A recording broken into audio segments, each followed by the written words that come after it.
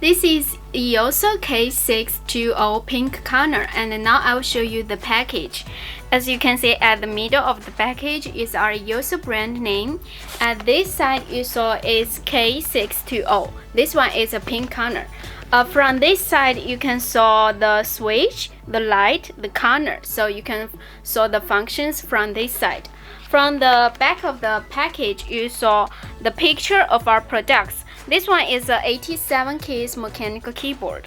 This picture with a switch pluggable means we support hot swap switch. This side is specifications for this model. As you can see, this is the size and the net weight. The size for this one is our length, width, and height. The length is 364. The width is 134. The height is 34. There are another specification is net weight. The net weight are 676G for this keyboard. So let's open this keyboard and see what we have. This is a pink corner mechanical keyboard. When we open this one, we can saw the menu.